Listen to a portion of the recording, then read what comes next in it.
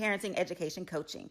To get involved with programs, volunteer, or donate, visit www.empowermentresourcesinc.org. Follow us on social media, facebook.com/empowerment.resources and instagram.com/empowermentJAX. It's never too early to plant the seed, to share the tradition, and instill a sense of pride in your HBCU with your little ones. HBCU Pride and Joy Children's Boutique helps you share your school spirit with a wide selection of adorable kids' apparel and accessories officially licensed from your favorite HBCU. Visit hbcupridejoy.com and follow us on all social media at HBCU Pride Joy on Facebook and Twitter.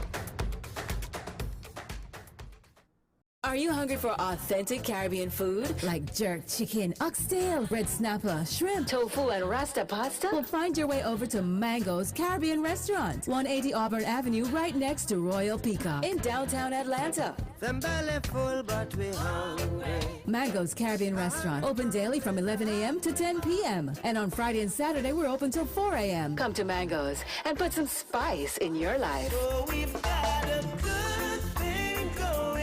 Mango's Caribbean Restaurant, 180 Auburn Avenue, right next to Royal Peacock in downtown Atlanta. For more info or directions, call 404-698-3992 or log on to mangoscaribbeanrestaurant.com. For instant coupons, text MANGOS to 313131. Tell your mama hungry, papa hungry, brother hungry. Mango's Caribbean Restaurant, authentic Caribbean cuisines.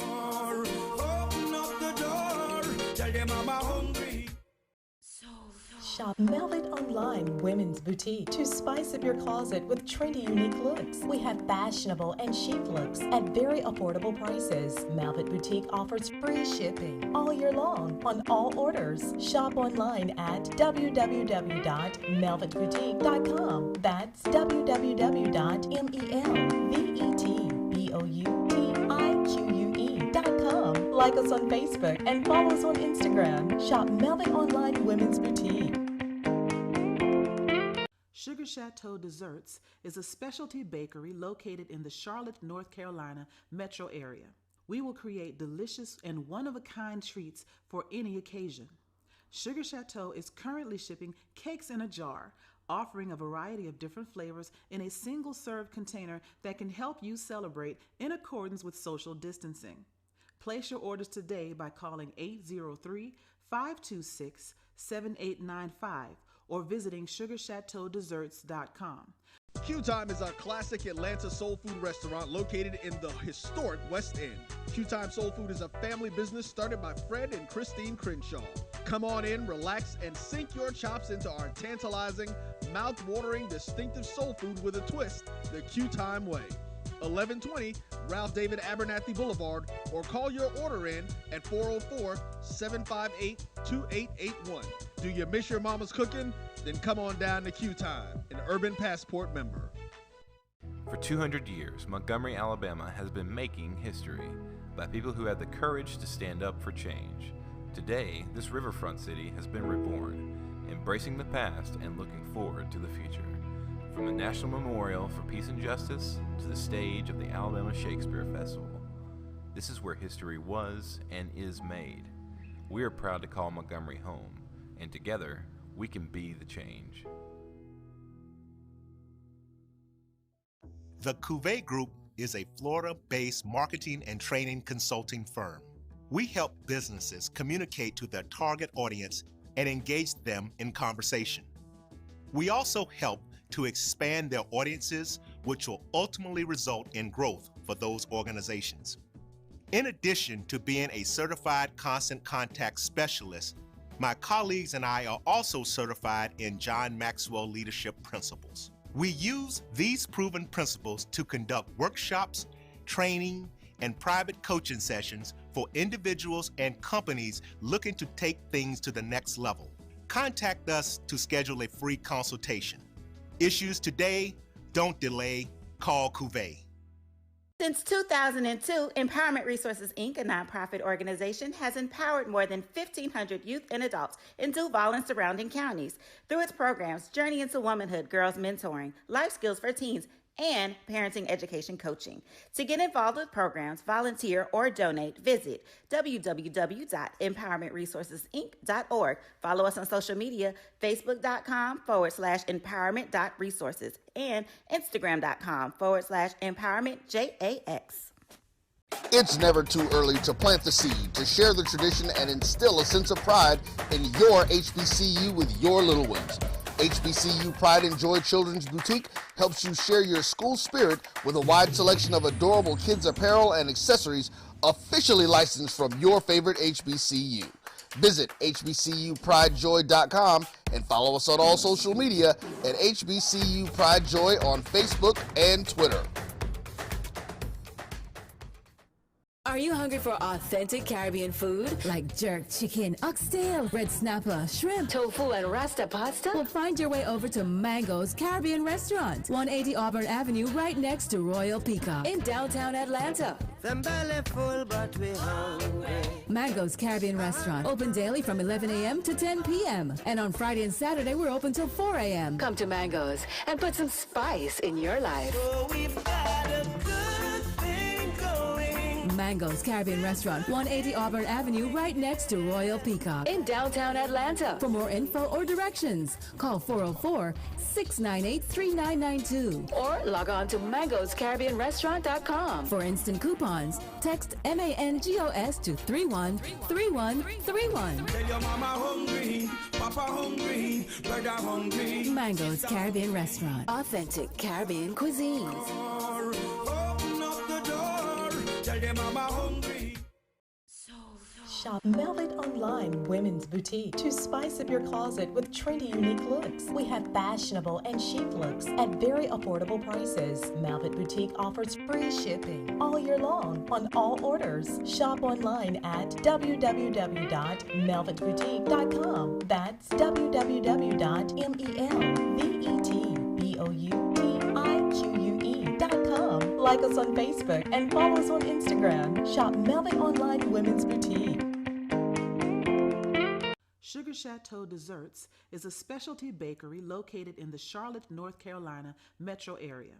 We will create delicious and one-of-a-kind treats for any occasion. Sugar Chateau is currently shipping cakes in a jar, offering a variety of different flavors in a single-serve container that can help you celebrate in accordance with social distancing. Place your orders today by calling 803-526-7895 or visiting sugarchateaudesserts.com. Q Time is a classic Atlanta soul food restaurant located in the historic West End. Q Time Soul Food is a family business started by Fred and Christine Crenshaw. Come on in, relax, and sink your chops into our tantalizing, mouth-watering, distinctive soul food with a twist, the Q Time way. 1120 Ralph David Abernathy Boulevard, or call your order in at 404-758-2881. Do you miss your mama's cooking? Then come on down to Q Time, an Urban Passport member. For 200 years, Montgomery, Alabama has been making history by people who had the courage to stand up for change. Today, this riverfront city has been reborn, embracing the past and looking forward to the future. From the National Memorial for Peace and Justice to the stage of the Alabama Shakespeare Festival, this is where history was and is made. We are proud to call Montgomery home, and together, we can be the change. The Cuvée Group is a Florida-based marketing and training consulting firm. We help businesses communicate to their target audience and engage them in conversation. We also help to expand their audiences, which will ultimately result in growth for those organizations. In addition to being a certified constant contact specialist, my colleagues and I are also certified in John Maxwell Leadership Principles. We use these proven principles to conduct workshops, training, and private coaching sessions for individuals and companies looking to take things to the next level. Contact us to schedule a free consultation. Issues today, don't delay, call Cuvée. Since 2002, Empowerment Resources, Inc., a nonprofit organization, has empowered more than 1,500 youth and adults in Duval and surrounding counties. Through its programs, Journey into Womanhood, Girls Mentoring, Life Skills for Teens, and parenting education coaching. To get involved with programs, volunteer, or donate, visit www.empowermentresourcesinc.org. Follow us on social media, facebook.com/empowerment.resources and instagram.com/empowermentJAX. It's never too early to plant the seed, to share the tradition, and instill a sense of pride in your HBCU with your little ones. HBCU Pride and Joy Children's Boutique helps you share your school spirit with a wide selection of adorable kids' apparel and accessories officially licensed from your favorite HBCU. Visit hbcupridejoy.com and follow us on all social media at HBCU Pride Joy on Facebook and Twitter.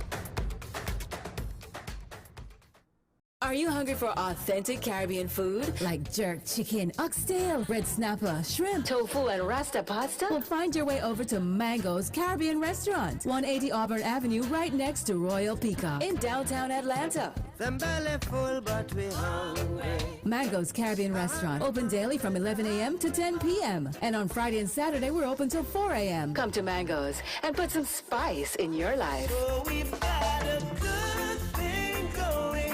Mango's Caribbean Restaurant, 180 Auburn Avenue, right next to Royal Peacock in downtown Atlanta. For more info or directions, call 404-698-3992 or log on to mangoscaribbeanrestaurant.com. For instant coupons, text MANGOS to 313131. Tell your mama hungry, papa hungry, brother hungry. Mango's Caribbean Restaurant, authentic Caribbean cuisines. Open up the door, tell your mama hungry.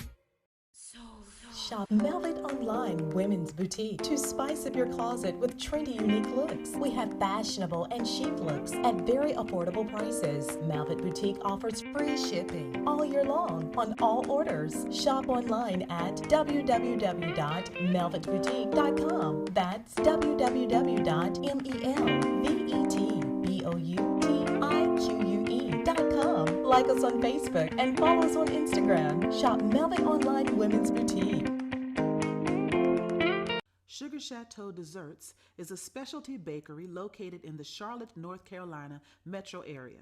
We will create delicious and one-of-a-kind treats for any occasion. Sugar Chateau is currently shipping cakes in a jar, offering a variety of different flavors in a single-serve container that can help you celebrate in accordance with social distancing. Place your orders today by calling 803-526-7895 or visiting sugarchateaudesserts.com. Q Time is a classic Atlanta soul food restaurant located in the historic West End. Q Time Soul Food is a family business started by Fred and Christine Crenshaw. Come on in, relax, and sink your chops into our tantalizing, mouth-watering, distinctive soul food with a twist, the Q Time way. 1120 Ralph David Abernathy Boulevard, or call your order in at 404-758-2881. Do you miss your mama's cooking? Then come on down to Q Time, an Urban Passport member. For 200 years, Montgomery, Alabama has been making history by people who had the courage to stand up for change. Today, this riverfront city has been reborn, embracing the past and looking forward to the future. From the National Memorial for Peace and Justice to the stage of the Alabama Shakespeare Festival, this is where history was and is made. We are proud to call Montgomery home, and together, we can be the change. The Cuvée Group is a Florida-based marketing and training consulting firm. We help businesses communicate to their target audience and engage them in conversation. We also help to expand their audiences, which will ultimately result in growth for those organizations. In addition to being a certified constant contact specialist, my colleagues and I are also certified in John Maxwell Leadership Principles. We use these proven principles to conduct workshops, training, and private coaching sessions for individuals and companies looking to take things to the next level. Contact us to schedule a free consultation. Issues today, don't delay, call Cuvée. Since 2002, Empowerment Resources, Inc., a nonprofit organization, has empowered more than 1,500 youth and adults in Duval and surrounding counties. Through its programs, Journey into Womanhood, Girls Mentoring, Life Skills for Teens, and parenting education coaching. To get involved with programs, volunteer, or donate, visit www.empowermentresourcesinc.org. Follow us on social media, facebook.com/empowerment.resources and instagram.com/empowermentJAX. It's never too early to plant the seed, to share the tradition, and instill a sense of pride in your HBCU with your little ones. HBCU Pride and Joy Children's Boutique helps you share your school spirit with a wide selection of adorable kids' apparel and accessories officially licensed from your favorite HBCU. Visit hbcupridejoy.com and follow us on all social media at HBCU Pride Joy on Facebook and Twitter. Are you hungry for authentic Caribbean food like jerk chicken, oxtail, red snapper, shrimp, tofu, and rasta pasta? Well, find your way over to Mango's Caribbean Restaurant, 180 Auburn Avenue, right next to Royal Peacock in downtown Atlanta. Them belly full, but we hungry. Mango's Caribbean Restaurant, open daily from 11 a.m. to 10 p.m. And on Friday and Saturday, we're open till 4 a.m. Come to Mango's and put some spice in your life. So we've got a good thing going. Mango's Caribbean Restaurant, 180 Auburn Avenue, right next to Royal Peacock in downtown Atlanta. For more info or directions, call 404-698-3992 or log on to mangoscaribbeanrestaurant.com. For instant coupons, text MANGOS to 313131. Tell your mama hungry, papa hungry, brother hungry. Mango's Caribbean Restaurant, authentic Caribbean cuisines. Open up the door, tell your mama hungry. Shop Velvet Online Women's Boutique to spice up your closet with trendy, unique looks. We have fashionable and chic looks at very affordable prices. Velvet Boutique offers free shipping all year long on all orders. Shop online at www.melvetboutique.com. That's www.melvetboutique.com. Like us on Facebook and follow us on Instagram. Shop Velvet Online Women's Boutique. Sugar Chateau Desserts is a specialty bakery located in the Charlotte, North Carolina metro area. We will create delicious and one-of-a-kind treats for any occasion. Sugar Chateau is currently shipping cakes in a jar,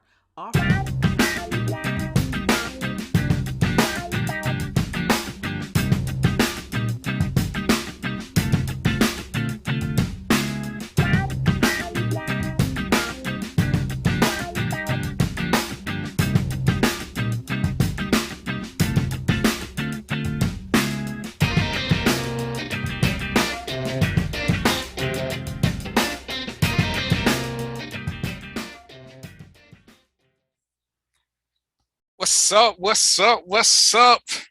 I'm back, y'all. I'm back. As my super producer would say, he said, "Welcome back, Carter." So we should have played that. We should have played that theme right quick. Not the old one. We should have played the one with Mace. I like that version better. Today is the 25th of August. It's a little bit after 6 because we've been having troubles with Facebook. Me and Mark been on. We've been on the warpath. You know, it's crazy. He just let me start posting like 15, 20 minutes ago. I was on a 24-hour lockdown. What's up? Hey, if y'all need something, let me just say this right quick as my intro. Mesh Pro social media agency, man, this brother did some stuff. My goodness. If y'all on social media, and I'm gonna have him on events so he can tell you everything he doing, how he can make your product better. Lyle, I'm gonna definitely need you to check this brother out. He got some stuff going. He can make your page. The changes y'all gonna see in the future, y'all gonna be like, damn. I'm finna knock CNN out the box, mess around with Mesh Pro Media. Ain't gonna have me beside myself. But it's the 25th. I've been off for like 3 weeks, so I'm all out the loop. You know, I had an anniversary. My daughter joined the Army. She just graduated basic last week, so that's why we didn't do the show last week. I forgot why we didn't do it the second week, but the first week was the anniversary. Second week was something. The third week was my daughter getting out of basic training. She going AIT. So, hey, I'm allowed to take a break. And as a matter of fact, Blame Lyle for it. Lyle's supposed to be the co-host. He should have been. he's supposed to pick up the slack when I ain't here. You know how they do it. So when y'all Bro, do I y'all ain't got the complaints, audio and all the technology, bro. I don't got all the whatever. audio and all that, man. Hey, Headsets, hey, bro. we're gonna get you a I would have headset. been here, but Hey, that was the whole. yeah. Wasn't that the arrangement that you were supposed to do this when I'm gone? So blame Lyle. And y'all can't see my banner real good, but I'm Dr. checking out Deb the gave me backdrop. this. I'm checking out the backdrop. Yeah, What's it say? It say random thoughts with DVP. She put it in Okay, gold, so it's gotcha. kind of hard to see against the backlight. So I think me and Trina gonna change some of the colors in it. But she been doing that for me. So I want to give Dr. Deb a shout out. What's up, Tracy G? And everybody who been with me along this little journey. So y'all know how we do this. We're gonna just go on and jump into some things. I had a subject I wanted to talk about before I left, so I guess I got to get it back up and current. So I'm gonna wait because we what time is it now? It's 6:15, so I'm gonna just do that one a little later because I want some guests on the show when I do that. I need some female input. So what I want to talk about right quick first is, if you don't understand politics, then you really shouldn't talk politics, because people will say things that they really don't understand, and they keep trying to push a false narrative. And when they push false narratives, what they want to do is challenge your education level. Tracy winked at you, Lyle. So when you don't understand a narrative, it's kind of like me trying to tell Lyle how he should cut hair if all I ever did was get a haircut. I don't know the inner workings. So for me to sit there and tell him what he should and shouldn't do, and we played the Yellow Pain video about how politics works to try to give y'all a quick little understanding. It's cute to want to blame one person all the time, but if y'all sitting back waiting on a president or a governor or one person to change your life and make your life better, you're gonna be forever complaining, because unless you that super dude, you ain't their primary concern. The people are their primary concern. And anytime we make a decision in life, when we make good decisions, we have to do it for the masses, who it affects the best. We can't always make personal decisions and look at only how it benefits us. And it seems like with this politics, every time somebody don't do something that you like individually, you got an issue and you want to start calling them out. Oh, see this, see that. Well, that kind of ain't how politics or the government works. There are very few things that one person can do other than slow the system down as far as making changes. Some of these changes you got to make from within. And one of the first things I want to talk about, hey, Lyle, what was your first job? Do you remember? My first job, my real first job as a kid, or what? Yeah, as a kid.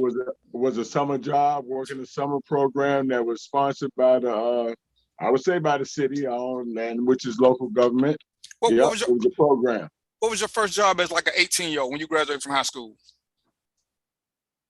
Do you remember? Probably lifeguarding. And when you graduated from high school, where were you living? With my mom. And I just wanted, we ain't rehearse this or nothing. Right. And this is what I want to say about the job market, because I'm tired of people saying about what these jobs don't pay for. When most of us started off, see, we weren't trying to go out and have a car, have our own house, and talking about what jobs didn't do. You live within your means, and everybody keep talking about, oh, people can't live off this, people can't live off minimum wage. Well, why are you working a minimum wage job? See, minimum wage jobs are meant for people like me who are retired now and just want a little extra income. Minimum wage jobs are meant for high school seniors who just trying to pay for a classroom or that field trip. Minimum wage jobs ain't meant for 30 and 40-year-olds to be out there trying to make it happen. And it is crazy how we keep wanting to associate minimum wage jobs with grown people. I'm not saying that grown people don't have them, but you still got to live within your means. And if you got a minimum wage job, understand what this means for you. One, it means you don't need to have a brand new car. One, it means you don't need to be trying to find a 3-bedroom condo in the nicest neighborhood. And that's what that's what I really don't get when we start talking about minimum wage being increased. Because if we increase it, and I seen the stats, and Lai got a small business, I got a small business, Roy got a small business. If we increase the minimum wage, all it's going to do for a lot of small businesses is make us not have no employees. because we ain't doing it like Walmart. We ain't doing it like Apple. We ain't doing it like CNN, who probably can afford to pay much. You know, when you see all these gas companies and talking about they record profits, most small businesses ain't doing record profits, so they can't afford to pay people what the government can afford to pay. But understand this too now, when you work for the government, that ain't a minimum wage job.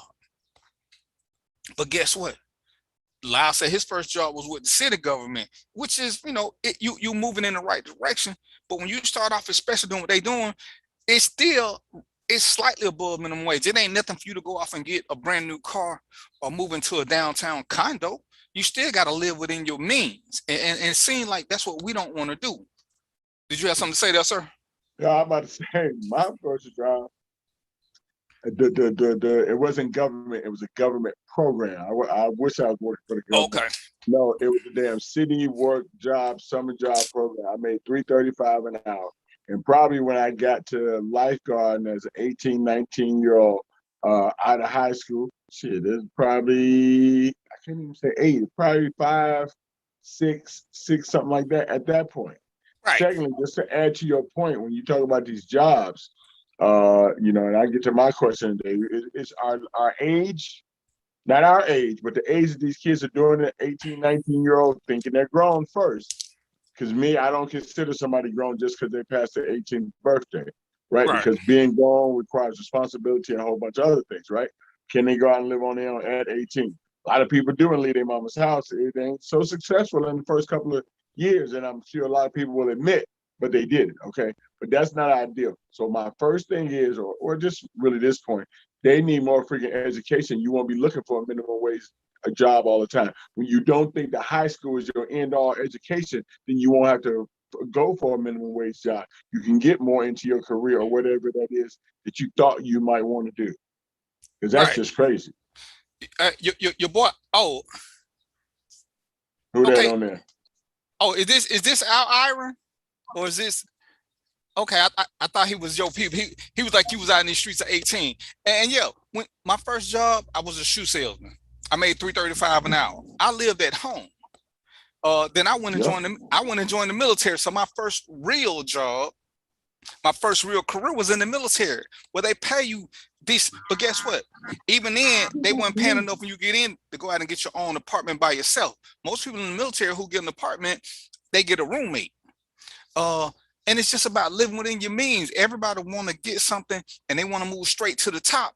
Where Lyle at? Where look like? Where you at now? You at home, Lyle? Yep. See, yeah, and I'm at home, but we wouldn't have been living like this 20, 30 years ago. We didn't have the means, so we lived what we could afford to live. Exactly.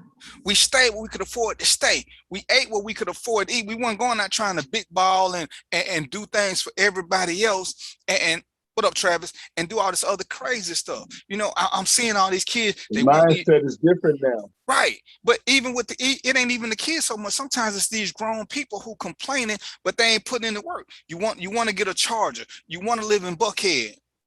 You work at McDonald's, and ain't nothing wrong with working at McDonald's. But like I said before, I took a job about 6 years ago working at Burlington Coat Factory. I did it for the benefits. What they were paying me and the manager, we got into a fight about this because he started talking about he was going to dock my pay. Dude, in my other jobs, I make 3 times as much for doing nothing. I'm here. One, I just wanted to unload trucks so I could keep in shape when I first retired. And I wanted the discounts on the bow ties and the shoes. And, you know, he's sitting there, you got all these kids working and, you know, they need the hours. Dude, I don't need the hours. I'm just here for the extra. After I unload this truck, you can let me go home. And, you know, he was treating me. We had to have a come to Jesus me because he was treating me like one of these people who was struggling to get a job. And I said that to say, when you are struggling to get a job and you working for X amount of dollars, you still got to live within your means.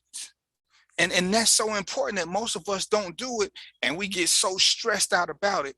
And as you progress in life, and that's one thing I always tell, I tell everybody, when you get a car, your first car should work for you. You shouldn't be working to pay for a car. Get you a little cheap runabout and make money with that car. If you get a car and you got to work to keep paying that car note, you ain't gonna never be happy, because if you got somewhere to stay, you ain't never there, because every time you go home, you thinking about that car note because it costs too much. And I got friends and family who done lost cars because they over purchase, you know, thinking everything will always be good, and they ain't budgeting right, and it look good. And you know, these salesmen will tell you anything. You know, I'm gonna have some realtors on the show so we can talk about buying a house. And I hear people saying, oh, everybody should get a house. No, everybody shouldn't. If you're traveling, if you ain't situated where you want to be at, buying a house is almost a waste of money. You don't get your money back till about 5, 6, 7 years. So if you don't know where you want to stay, getting a house ain't the best thing for you. But when you get in the house, you can get with some of these people who will tell you what you can afford. And if you ain't did your budget, you don't really know, because you can put in for one of these home loans and they'll say, oh yeah, we'll get you for $120,000. And they tell you what your payment's gonna be, and all of it look good because you're green. But you don't understand, when you buy a house, you got property taxes, you're gonna have your bills. It's a lot of other stuff that come with having a house other than just the basic house note. And then once you start adding all that other stuff in, then you realize you're underwater. It's kind of like buying that car. If you don't do your research and know how much your insurance is going to cost you, you can buy a car and you can get a hella great deal. But if your insurance company tell you full coverage insurance is going to be $300-400 a month, most people didn't factor that into the equation. So now they got a car they're paying $300-400 for. Insurance going to be $300-400 more. That's $800 right there. When you thought you was good, you're like, oh yeah, I can afford $500 a month. And then you already $300 in the hole because you didn't plan properly. And this is what a lot of grown-ups are doing now when they're complaining about these working wages. Well, what is it you're doing with your money? Maybe you need to have a roommate and stop trying to live alone. And man, I don't want to live with nobody. I just moved out my mama's house. All right, well, you need to step up your game. When you moved out your mama's house, as Lyle said, what do you have beyond high school that's going to make somebody want to pay you more money? And, oh, I'm a hard worker. Dude, everybody tell that lie. Everybody tell that lie they're a hard worker. And guess what? Most people who tell that lie, it's kind of like you alpha men out there. You saying it to boost your own ego. When you're a hard worker, other people know. When you're an alpha male, other people know. And that's a whole different myth, but we'll get into that later. You ain't got to tell people. They see from your work effort. You know, I go back to when me and Lyle met like 100 years ago. We didn't know each other the first couple of years that we was passing company. And me and Lyle saw each other. It's crazy. We saw each other at least 6 days a year, at least 6 days a year, twice a year, forever. And as I started paying more and more attention, I was like, this brother always here. He always got it. He always got his shit together. He always doing something. So I finally just spoke to him one day. And, you know, he see me always walking around in my suits, doing my little thing, talking to people. But we had never had a real conversation. But the more I saw him, every time I saw him, I was like, this brother got his shit together. I think I ain't gonna put this on him. I think I might have said something to him one time about being too loud, because I was checking people's mics to make sure they weren't overpowering everybody else. We had a couple of conversations. We talked to each other like grown-ups, and that was it. After that, you know, we became show friends. Every time I see him at the show, I'm speaking to him, holler at him, we speak, we talk shop for a minute, then I go on about my way. And I had respect for the brother, but I never really knew him because he wasn't a troublemaker. And in my time, at that time, it was my job to know troublemakers. He wasn't a troublemaker. So I see him, we speak, I keep moving. Nothing else. Then finally, as everything started getting, we was getting better at our careers, I had time to get to know regular people. Lyle was a regular people. We talked, we changed numbers, didn't realize how many people we had in common. But I say that to say, where we started at, we kept progressing and getting better and better at what we do. What Lyle was making 15, 20 years ago ain't what Lyle making now. He kept getting better. You don't just walk in the door and tell people, oh, I'm the shit, I'm gonna do this. No, you show them and then you get where you at. See, now they got Lyle teaching classes, they got Lyle doing his own little thing. See, but you don't walk in the door doing it. You don't walk in the door conducting seminars because the company wants you to do it. That's what you aspire to. You don't walk in the door running shit because you're a great worker. That's what other people see you do, and then they respect that. You know, like I said, when me and Lyle first saw each other first time, he didn't know who I was, but you know, he seen me have to deal with a couple of people. You know, I ain't never abusive, I ain't never this. So now when we started talking, we can respect each other's profession because we see how we handle stuff. We ain't got to sit there and have a testosterone battle to see who is who. You know, Lyle ain't never said to me, yo, I'm so-and-so, I do this. I ain't never had to say, hey, I'm in charge of security. We ain't never had to have that beef because we exhibited professionalism. You don't demand it, you show it to people. You know, people always say, oh, I'm gonna get my respect. You get respect from people who see you doing things. You know, you can't make me respect you. Right. I don't care how great you are, what you think you are. You can't make me respect you. I'm gonna respect what I see. And if I ain't saying shit, I just regard you as just another random person. Hey, then once I see, yes, sir. I probably wouldn't want you to make us turn down our music because we was trying to rock at the booth, you know, and everybody be over here. I'd be like, bro, man, you know, I got you. You want us to turn down? I got you, bro. Straight. Right. And that's how it works. And that kind of response gets you more respect because, you know, and that's funny example. Most people I say something to, they want to start telling me how much they paid. So I had to tell them what the booklet that they paid for said, you know. So now you trying to act like I can't read or I didn't see all that. Well, that's not my problem. They sent you a booklet because I know they sent it, but here it is. This is what you signed for. You won't go above this level. So this is how we get there. You know, like I said, I probably said something loud one time. He's like, oh, my bad. That's it. Just let me know if I get too loud. Yeah, I probably let her get away with it once or twice. And that's how we do things. But when we're sitting around talking about minimum wage and what it will and won't do, look at where you at. Look at where you at. Where are you on the totem pole? Have you done your part to earn more than minimum wage? Have you done more than just graduate from high school? And thank you. Yeah, I ain't telling anybody to run to the military. That was my choice. But for people who say they can't get a break, you can go to the military and get a trade. They're gonna train you, they're gonna pay you for it. There are lots of things you can do. Because school ain't for everybody. I ain't sure if Lyle went to college or went to tech school. I don't know where he learned this trade. Lyle, where you learned to do hair? Lyle, you with me? Where you learn to do hair at, sir? Yeah. I didn't catch that. Where did you learn to do hair? I didn't catch that. What was your question? What was your statement? Where did you learn to do hair? You said when or where? Where? A long time ago in Chicago, doing cuts and stuff like that. But go ahead. Did you go to a trade school or tech school, or did you go to college? Oh, it was a tech school. It was a tech school. But my thing with tech schools is that you really want to, you know, everybody talking about this education. We got these paid schools and things like that. One bit of research, you want to make sure that your school is accredited, because my schools, both two that I went to, was accredited. I went to a Pivot Point. A lot of people in the industry know a Pivot Point. Chicago, California, really good name and things like that. So I knew that was good. But what was on my actual thing was Associate of Applied Science in Cosmetology.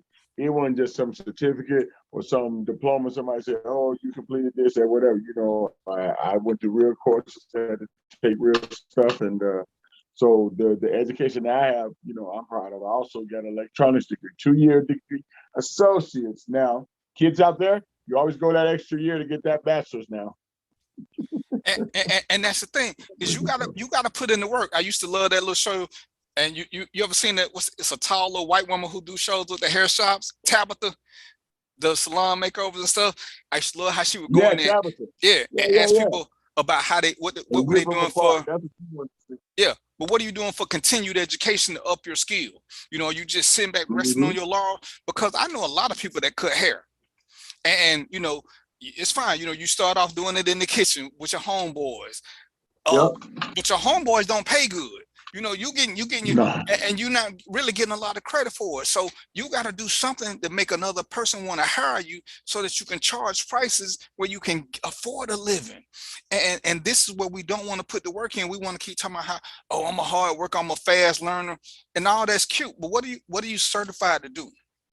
So that, you know, let's just say on the flip side, if something go wrong, who can I sue? Because you ain't got no insurance, you ain't got no certification. And y'all ever watch these court shows when they say, well, why'd you let him cut your hair? Oh, because he had some clippers. You didn't ask why he don't have a barbershop. So when he scalped my head, that's on me because I didn't do my research. And that's what you got to do to start moving up in the world. You got to do the work. When I first started off in the security business, I couldn't charge what I charge now. Nobody knew who I was. It was decent. I was still making a decent living, but you remember at this time too, I also got a job and a career. But as far as this profession goes, what I started off and where I am now, because now I got the credentials, now I got clients who can vouch for me. I can charge a whole lot more. I can turn people down now, but I still live within my means. When somebody said, why you don't have a new car, all this, a new car come with full coverage insurance and it come with a car note. Well, I don't want a car note, nor do I want full coverage insurance. So I'm gonna pass on that because that messes up my budget. I don't want to have my budget to the point where I'm stressed about whether or not I'm gonna pick between the lights or cable. I want to be able to do both of them if I want to. And when I hear us complaining, and this is what this is rounding out to, when people complain, they blame everything on the government. It's the government fault you can't do this. It's the government fault you can't do that. But now y'all out here doing these dumbass crate challenges. I don't know where y'all getting these milk crates from. Y'all out here doing all these dumbass challenges. Y'all still balling. I'm watching Facebook. And hey, I've said it before. Respect begets respect. DVP, took the shot. Took both of them. I ain't speaking in no tongue. I ain't got no extra legs growing. Ain't no horns coming up my head.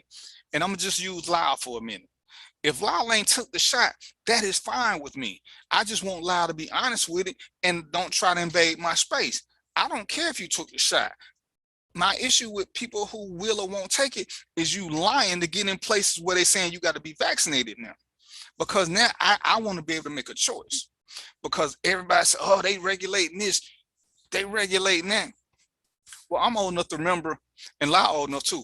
When we grew up, seatbelts weren't mandatory. They mandatory now, and everybody lived through it. The government controlled what you did in your car.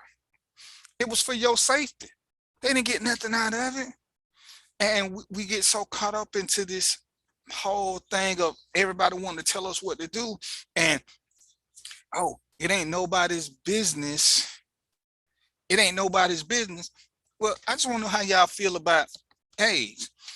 If somebody want to have sex with you, should they tell you that they got it? Of course they should. Why? Because they putting your health at risk. We can argue about anything else y'all want to. Some things aren't arguable. And we just got to all respect each other's opinion. So if my opinion is I don't want to be around vaccinated people, fine. If you believe that vaccinated people are who's doing this, let us get together and pass the stuff back and forth and be okay with that. Don't try to creep in because you want to play with us, but you don't want to be one of us. And then start calling everybody names because we love to call names and we don't have an argument. Everybody should do what works best for them initially, and that's fine. See, in my household, me, the wife, the kids, if we had chosen not to get vaccinated, guess who that affects? It just affects this household. I can't just go to Lyle's house knowing that we might have something. Oh, nah, he don't need to know whether or not somebody got, because he don't need to know. That ain't his business. HIPAA. You don't even understand what HIPAA means, but everybody want to keep talking about HIPAA violation. Everybody want to keep talking about their right to privacy. Well, if you got a communicable disease, you don't have a right to privacy. If you may have it, you don't have a right to privacy. I hear everybody asking, we all swear we ask questions before we get into a relationship. And I know I just switched subjects on y'all because that's what I do on Random Thoughts. And I hear people saying the same thing over and over again. And I'm going to sit here and tell you that at 56 years of age, maybe once in my life, have I ever, and I don't think it's been once, but I ain't never went with a partner to get a check to make sure both of us was disease free. So let me just put that out there to because this, I wanted to have a man show on here. Lyle, can you hear me? Lyle, okay, let me get Lyle first. Lyle, you got your mic on? Yep, I'm right here, bro. All right, bro, I'm gonna ask you a personal question. I got a personal question. Just Shit. random No, I thoughts. ain't never went. No, hell no. Have you ever went and got checked with a woman to make sure both of y'all was disease free at the same time? No. Go ahead and ask that young brother. You ain't got to show his face, because I don't want to put him out there. But ask that young brother, is that what they do these days? Because everybody swear that that's what they do. And I don't know nobody who's ever done it. I just think it's cute that people love to say, oh yeah, I need to make sure they disease free. Well, how do you do that? Oh, we go to the clinic. So some of y'all in relationship every 2-3 weeks. You ain't telling me y'all going to the clinic or to your doctor every 3 weeks. That's just pure BS. Ask that young brother, does he get his women checked before they Ask my client? Yeah, ask your client. Don't show his face though, because we don't want to put him out there yet. Just ask. Does this look like a guy to you? Okay, hey, but that's even better. It's a woman. She got a woman. I want a woman. I just saw the Clippers. Yeah, but I don't want you to put on Front Street, but ask her, has she ever taken any of her partners and they got checks together before they decided? Have you ever heard of it? She's married and been married for a long time. Okay, I was gonna say, make sure. But my girlfriends have, and what they didn't go together, but they made them produce documentation. Yeah, that documentation, that's a whole that's a whole nother story. But yeah, every time I see people say that, I'm like, y'all shitting me, because whatever. So hold on, ask the young lady, did they do this before the first time, or they do this in the middle of, as far as what they told you? Before. Okay, so let me just ask this question. So I'm gonna use your friend. We're gonna call your friend Gail, okay? So if me and Gail, we kicking it, and Gail decides she want to give me some, and Gail tell me to go get this test to prove I'm disease and drug free or whatever. Now, for the most part, I seen it take like a week and a half for you to get these results back, sometimes longer. So from the time I took that test, them 10-15 days that passed before me and Gail had sex, what does that mean I done did them 10 to 15 days? Because I could have still had sex with somebody after I took the test. That's true.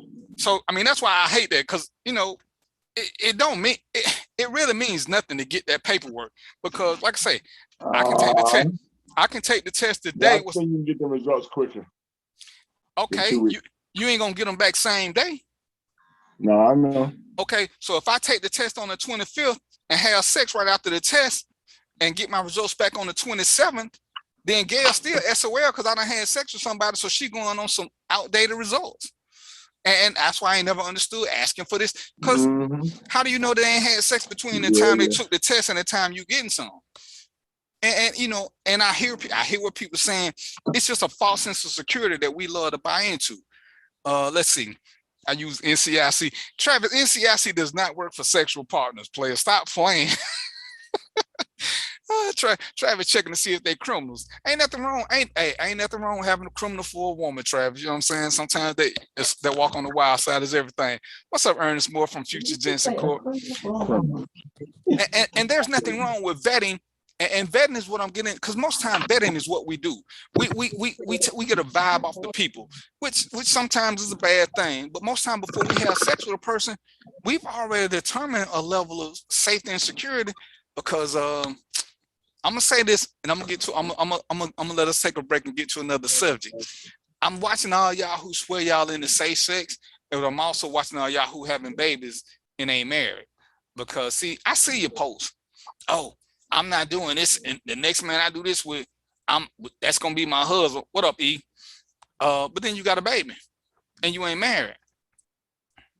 Hell, you wasn't even in a relationship, but hey, that ain't my business. I'm just telling y'all, I remember what you posted, and I try not to call y'all names, but sometimes y'all be pushing me when y'all want to fight and argue with me about stuff. And ain't nothing wrong with none of that. You know what I'm saying? Do your thing, be happy. Just stop being judgmental. We all slip in some fashion or another. I look nicer with short hair. Yeah, with being like this. Hey, Aaron, can you mute loud right quick? What? I'm good.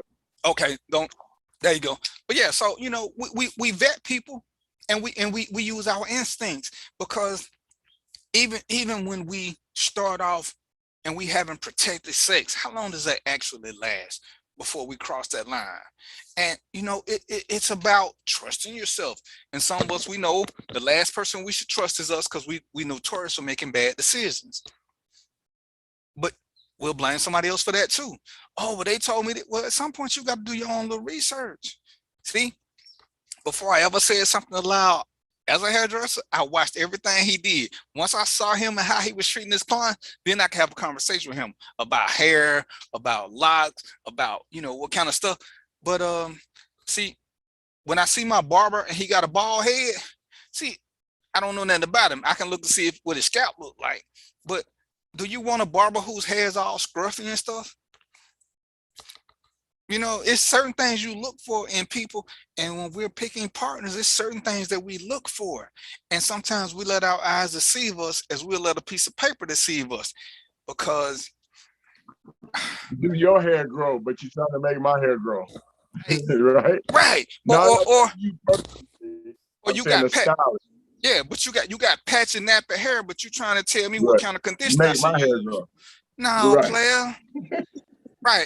And as my lovely counterpart would say, a lot of people are not honest with themselves. So it's hard to be honest. And I use that context because it ain't just with sex, it ain't just with jobs, it's with a lot of things and different. And more than anything else, we look to blame somebody else for everything before we look in that mirror and say, you know what, I made a bad decision.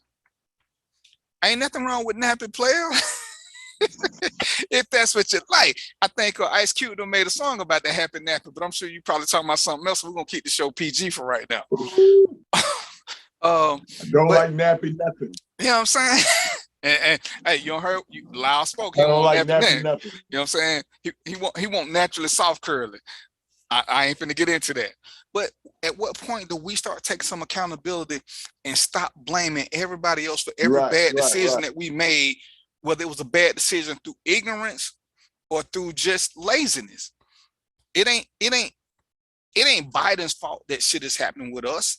It ain't Lyle's fault that my hair won't grow. It ain't Ernest's fault that my car ain't signed. At some point, I gotta look at me and why things ain't happening. What am I doing to make them happen other than waiting? Man, if I told Lyle, for example, if I told Lyle, hey man, I want to get me some of them, I want to get me some of them fake locks or whatever. And Lyle said, okay, I got you. And I wait 2 weeks and Lyle don't do nothing. And I remind him, I wait 2 more weeks, he don't do nothing. Well, see, nothing stopped me from contacting somebody else. I can sit back and say, man, Lyle never got with me. That's why I ain't got him. So why I can't go somewhere else and get them? Because that meant I would have had to do an action as opposed to demanding Lyle do something. And we get so caught up in wanting everybody else to do something for us that when they don't, we blame them first. See, y'all know I don't cook. Trina likes to cook. But let's just say Trina ain't feeling good and I'm hungry. See, I got choices. If I know Trina ain't feeling good or Trina ain't cooking, I got choices. I can call my mama. I can go see my other girlfriends, Crystal, Dairy Queen, Burger King. I can go Wendy. I can go see one of them and get something to eat. But I can't sit here and be hungry and keep blaming Trina. Because at some point, DVP got a responsibility to go take care of himself. You know you got your mic off loud if you're talking. Okay. And at what point do we sit back? Okay, Trina don't like to cook. She has to cook. She want to stay alive. So, but hey, but that's how we do stuff. At some point, you got to take responsibility for decisions that you make as well as the ones that you don't make, as opposed to blaming everybody else. So, what I want to do is, Iron, do we want to take a quick break or no? Because I want to get into this whole alpha male thing. Oh yeah, I'm good with a break. All right, we're gonna take a quick break so that we can get some bills paid, and so I don't get in trouble. Because Iron or Roy will send me, they will send me harassing messages. So we're gonna take a break and we'll be right back. Not the crate challenge. Not the crate challenge. Sugar Chateau Desserts is a specialty bakery located in the Charlotte, North Carolina metro area. We will create delicious and one-of-a-kind treats for any occasion. Sugar Chateau is currently shipping cakes in a jar, offering a variety of different flavors in a single-serve container that can help you celebrate in accordance with social distancing. Place your orders today by calling 803-526-7895 or visiting sugarchateaudesserts.com. Q Time is a classic Atlanta soul food restaurant located in the historic West End. Q Time Soul Food is a family business started by Fred and Christine Crenshaw. Come on in, relax, and sink your chops into our tantalizing, mouth-watering, distinctive soul food with a twist, the Q Time way. 1120 Ralph David Abernathy Boulevard, or call your order in at 404-758-2881. Do you miss your mama's cooking? Then come on down to Q Time, an Urban Passport member.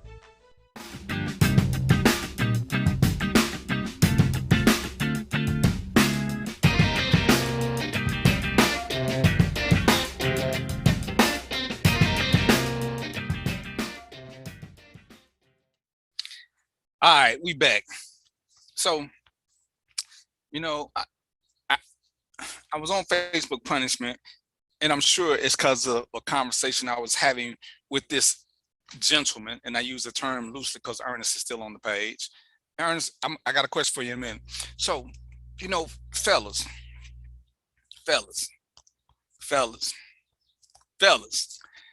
why do you spend so much time worried about what other men doing to get women or keep women? See, who do that? These alpha males. I'm only worried about my women. Right. See, I got Lyle here. I got Iron. I think Roy stepped out, and there's me. And let me tell you what I know about the three of us. Man, that sounds like thunder. Is that we're three different people. We probably got three different sets of standards for what we like or don't like. I'm saying all these fake, and I'm gonna call you out. I ain't gonna call y'all name.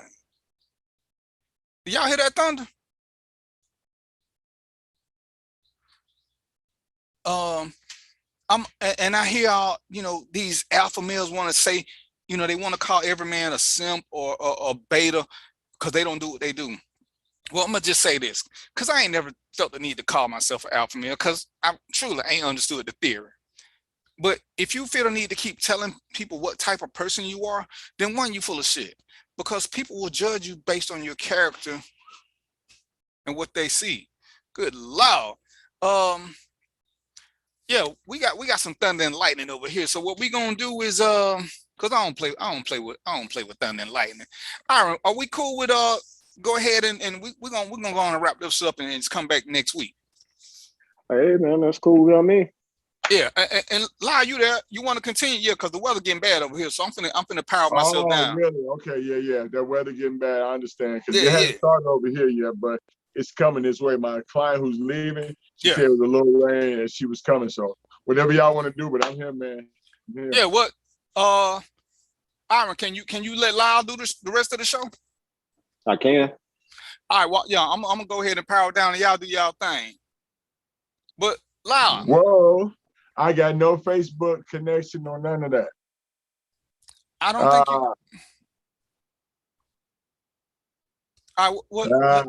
you. I got no interaction now. Right, hold on, we're gonna give it 5 minutes and see how close it is.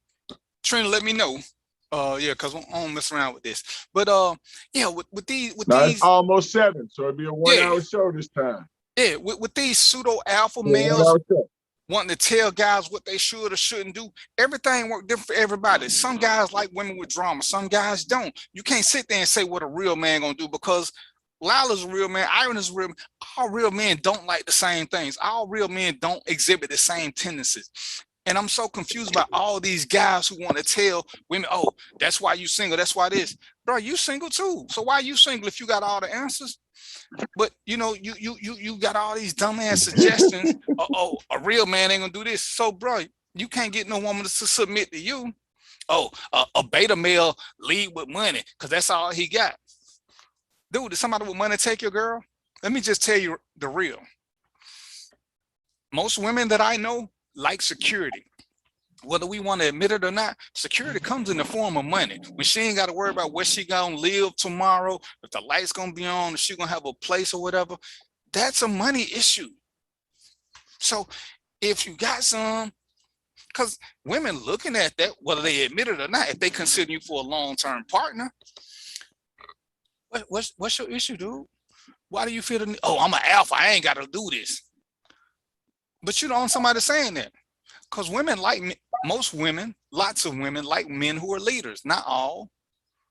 Sometimes men are just not leaders, and that's okay, because they can still be highly functional in society, but they're better followers. Understand this, for every war, for all this king and queen shit that y'all love to speak on, guess what? It wasn't that many kings. Most of the people weren't royalty. So how did these places thrive? It wasn't because it was 1,000 kings. Usually it was only 5, 6, 7, maybe 10. So what do you think the other million people were? And guess what?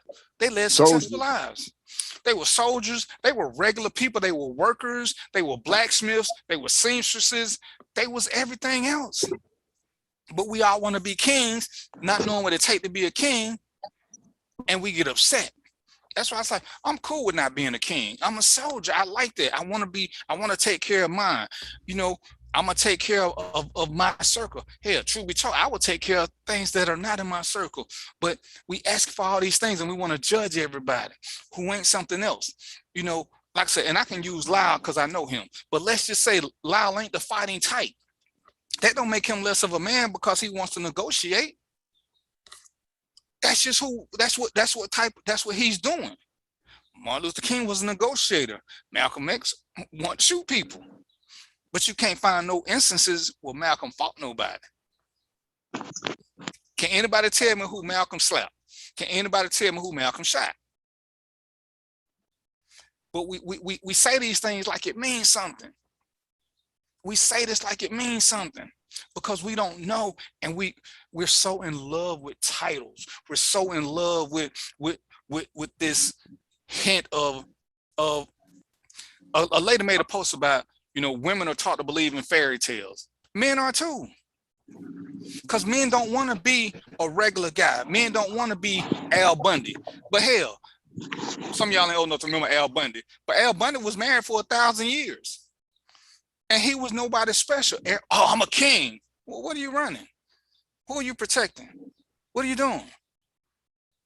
And again, there weren't that many kings. We come from royalty. Who the fuck? So all y'all, didn't nobody come from normal people? Didn't nobody come from lay people? You got to be shitting me if that's your thought process. And we got to get past that, and we can be better and stop trying to shame women into submission. See, if you do what you're supposed to with the right one, she'll give you what you want. But trying to shame every woman into doing something, all women ain't passive. Most of them aren't passive. They will be passive when the time comes for them to be passive. But they ain't gonna do it just because you walk around with a mustache and a penis. I'm sure that in our time, Lyle has ran across some women who were uber aggressive, uber self-starters, and this, it didn't make them less attractive. Some he liked, some he didn't. It don't make him less of a man. You learn to deal with different personalities like they learn to deal with us in our personalities. Some women, you had the strong arm to get them to do what you want to do. Don't nobody want to work that hard. Some women, you went with the flow. Everybody, you adapt to everything. Does it take away? Do you feel it? You know, I ain't never seen Lyle at the hair show with a crown on talking about, I'm King Lyle. All who come before me kneel, or no crazy shit, because it's crazy. I don't know much about it. And you know, we're all the time talking about what he likes, what he looking for in a woman. We always talk about the differences in what we like and what we want to do. I wouldn't suggest the type of relationship that me and Trina had for most people, because most people ain't built for that. But at the time I was, hell, if somebody would have told me I was going to date somebody who lived 1,000 miles, I wouldn't have said that. But let's just look at practicality. Me dating a girl who stay 1,000 miles, okay? I go to see her. So for me to go to see her, technically that means I got money. I'm getting a hotel when I go to see her. Technically means I got money. So am I flashing my money? So if I go by some of these knucklehead dudes, I'm simping because I'm flashing my money, because I'm flying up there. I'm getting a hotel room. But some of y'all can only date local. Only. And that's all you can ever do. So does that make me a simp because I showed my money and all you did was keep talking? Because I'm sure there were guys who were living where she lived that weren't doing nothing. So when we keep talking all this stuff and you trying to shame people, understand, stay in your lane and quit being hateful and jealous, because that's all it is. I mean, that it's no different than me saying, oh man, if you mess with a dude with locks or something, oh, he ain't gonna do this. See, that's me hating. If a woman, some women gonna like loud because he got locked. Some women ain't gonna like loud because they like bald. It don't make neither one of us better or worse. It just means we wasn't their preference. But guess what me and Lyle ain't gotta do? We ain't gotta sit there and try to degrade each other. Oh, I'm an alpha. Alpha men cut all alphas cut their hair off. You know, where y'all getting these crazy rules from? And the crazy part about this whole alpha male thing is, as soon as it came out, it got debunked almost 2 years later. But we so deeply want to hold on to these titles to make ourselves seem superior to people. Why do you need to be why do you feel the need to be superior? That's our problem. And as Iron said, as Lyle said, why do I care what another man is doing? As long as Lyle is happy, as long as Iron is happy, guess what? I'm happy for them. Who cares what they do? If Lyle meet a woman while he cutting hair, oh yeah, see, he flexing. Well, guess what? To get women, most of us flex. We flex something that we're good at. That's the nature of the beast. It's called your attributes. That's what it's called. If a woman likes a well-dressed man, when I was doing my security work and all they did was see me in suits and ties and stuff, I wasn't flexing. That's half the battle. I was being me, and she was attracted to that. Oh, I bet you wouldn't like him if he wasn't wearing a suit, but I was. So I should not wear a suit to make you feel better? Oh, you think you all that because you're wearing a suit? No, you think all that because you keep saying it. But no, alpha, it doesn't mean aggressive and overbearing. What alpha means is you got deep-rooted insecurity issues and you ain't came to grips with them yet.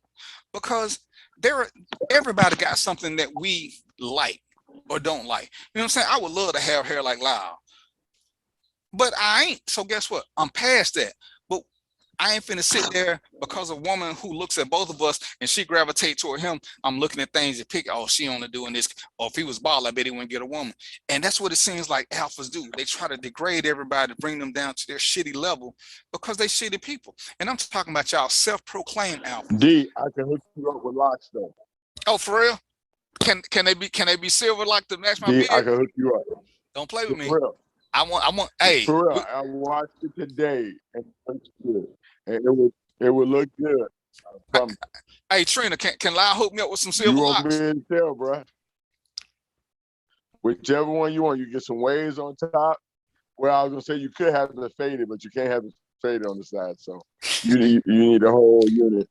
Right. You need a whole unit. See, I'm finna do some beta simp shit right now. Hey, babe, can I hook me up with some locks? I'm gonna ask my wife. See, that's part of a relationship. Right.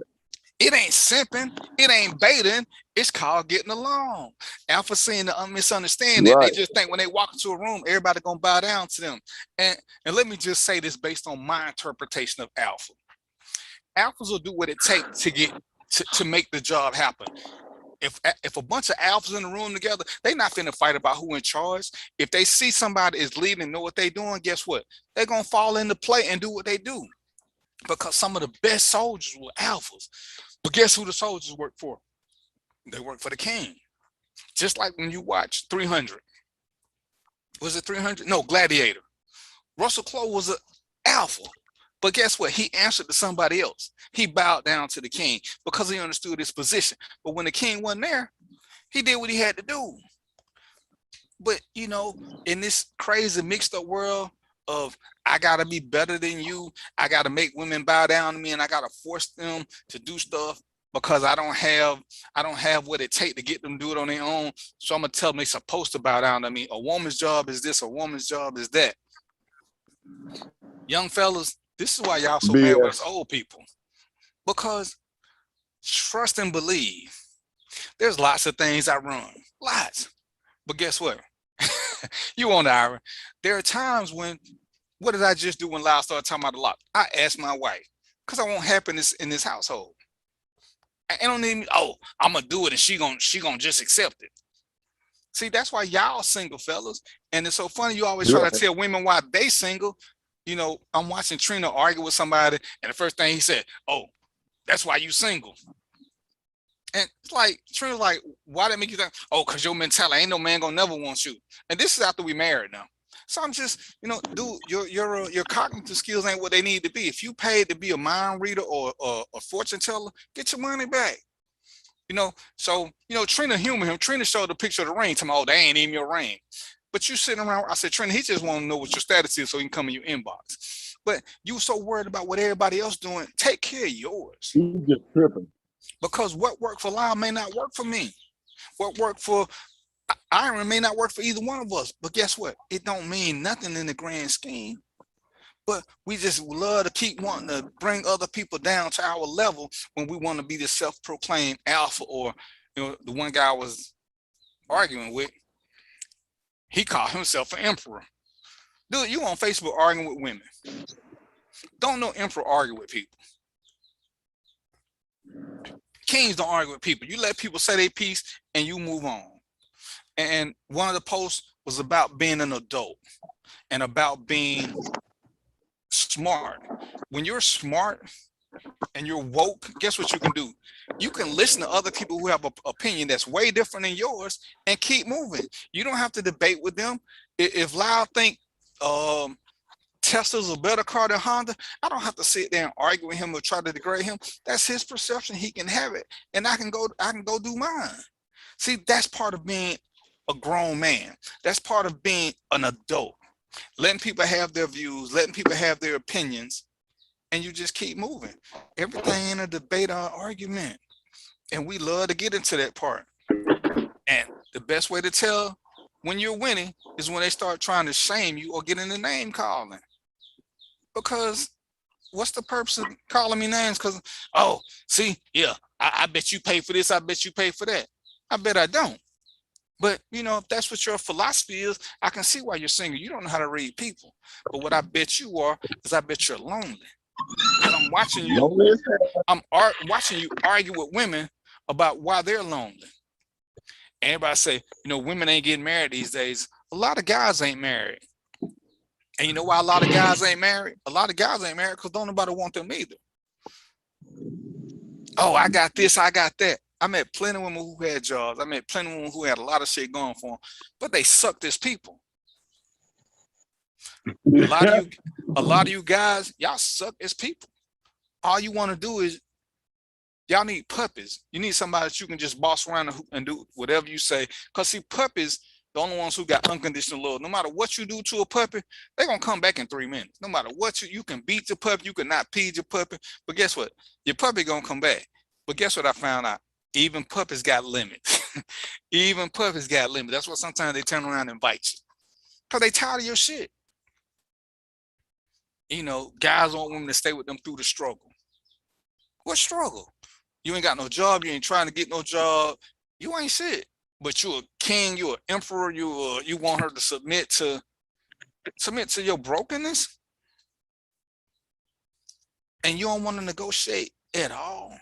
So I'm confused on that part, and that's why I like, you know, this show, me coming back, weather than left a little bit, is I wanted to have the guys. Aaron can't show his face because he's doing whatever, but I wanted to have different guys' opinions so you can see that we're all different. Because Aaron, how old are you again? You in your 30s, right? 39. Okay, so he finna slowly, gradually cross over into I'm picking at him, grown man status. You know, when you under 45, you ain't grown yet. You still got time to make mistakes. I was telling some people the other day, until you turn 45, you're still doing a lot of foolish shit. Just because, you know, that's what we do. I was 45 once. But the older he get, the more his mindset gonna change. There are things that at 40, Aaron realizes he will do that at 20, he probably would have never thought about. Because you learn a different way. And when you're adapting into your grown man status, and you know, don't take this the wrong way, ladies. We learn to be different types of predators. We learn that there's a different way to get different women. So we adapt to that concept. We don't just keep trying to beat women over the head and tell them what to do. We can't just show up like we did at 20 and everybody cool. The older you get, the more women expect from you. because they feel like you should be more established. Some of y'all ain't established for shit. You know, I used to tell the story of when I got my second divorce. I moved in with my mother. I was still doing the Bronner Brothers thing. I was still traveling. For me, financially, it made no sense to get my own place because I ain't going to be there but 10, 12 days a month. So I would rather live with my mom, help her, save me some money. Two people got helped in that. If I met a woman I like, I had enough money that we could go to a hotel, we could go somewhere else. But I would hear women say, oh, I would never date a man who lived with his mama. So I never bothered them. And then, you know, someone was like, why you never asked me? I was like, because I stayed with my mom. You said you don't date men who stay with their mom. Oh, but you was different. But you didn't say that. Right. You said you don't date men. So that was your rule. Right. You gave me your X factor. So many rules. What up, CB? So once I met your X factor, I wasn't gonna bother you. Oh, well, see your situation, and that's why, you know, would I date a woman who stayed with her mother? Absolutely. But I'm gonna want to know why she's staying with her mother. I got questions. So before you make a decision on something, ask questions. Ask questions. You know, I tell the story about I had a client who was a millionaire, and he had 4 roommates. They're all millionaires. Why would a millionaire have a roommate? And so, you know, we sitting there one day and I'm just asking, and he's like, because this is how we look at it. We saving up money, millionaires, they still ain't just throwing away money. We all live in an apartment. They live in a house that all of them can afford on their own. He said, because if I meet a woman and I want to start from scratch, most time they want a place that ain't nobody never lived in. So if we all here, if one of us move out, it don't affect nobody, because as opposed to paying $1,250 a month in rent, when I move out, everybody's got to start paying $1,500. I mean, they had a whole math thing figured out, but that was the reason he had a roommate. Yeah, and also because you just want to, the people who are rich, they want to stay rich. They don't want to spend their own money.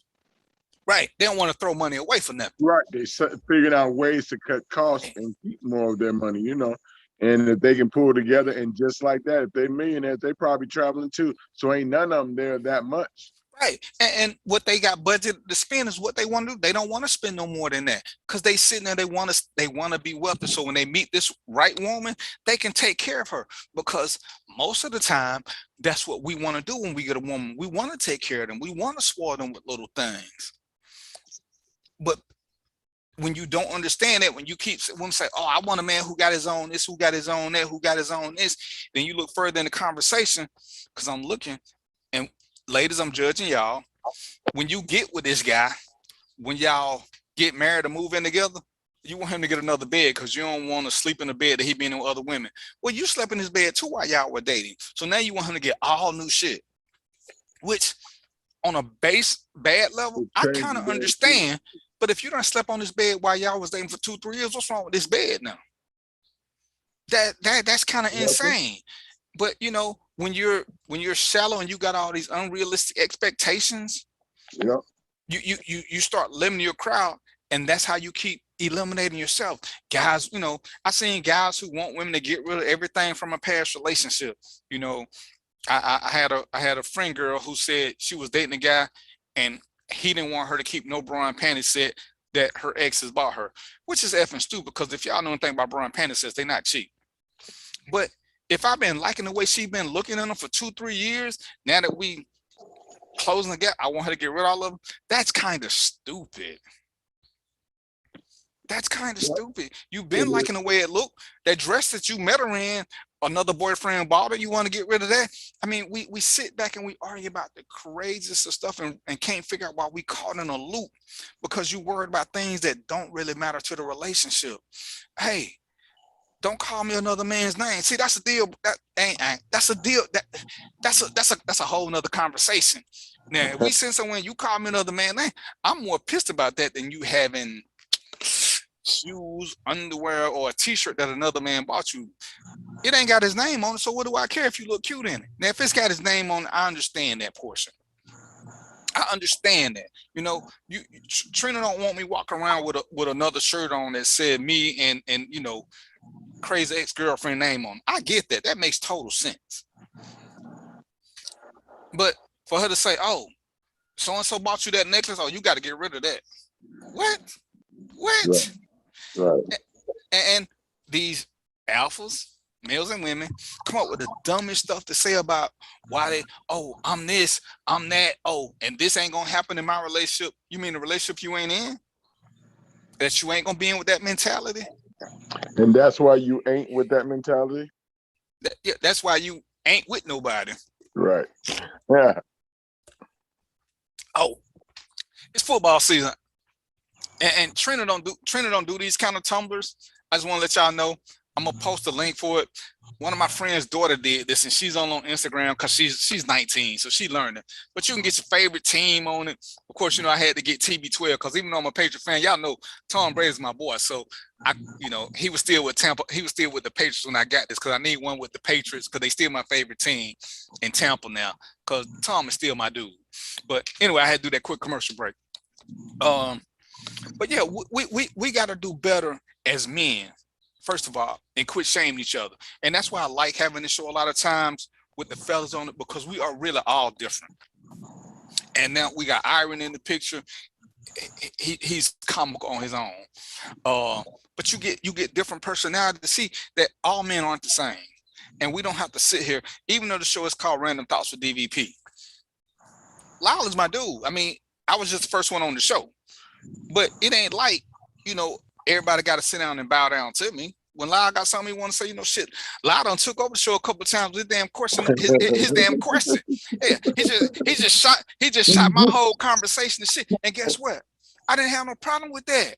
Because the show is about us getting better. Me promoting his product, him promoting my product. The same as with Wes and this media stuff that we got going. When y'all see what Wes got going, and y'all know I believe in pushing people because that's just what we do.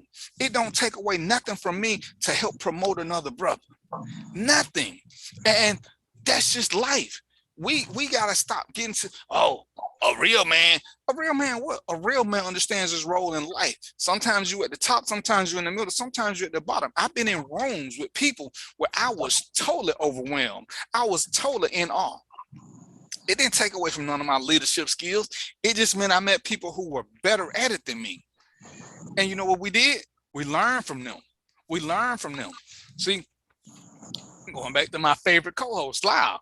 At some point, Lyle probably studied under some master barbers or some master hairdressers and learned more from them. It didn't take away from who he was. It made his game better because you share. Lyle will probably take on an apprentice or two to just lead them along the way. Because some mistakes you don't have to make. You can just watch somebody else and learn from them and just keep moving. And when Lyle can't do something, like with the show, if I can't do the show, when I first reached out to Lyle, I told Lyle, hey, if I can't do the show, hey man, I'm gonna need you to go and step in and do them. Lyle, like, okay, let me get used to this, and boom. So I'm gonna take a couple of more trips, and we're gonna get Lyle plugged in so that Lyle can get him a laptop or something, or get him 2 phones. So right. Yeah. No, I just got to get me a new laptop. I've always had one. It's just down now. But, and I need your guy. I need your web guy, man. That's so.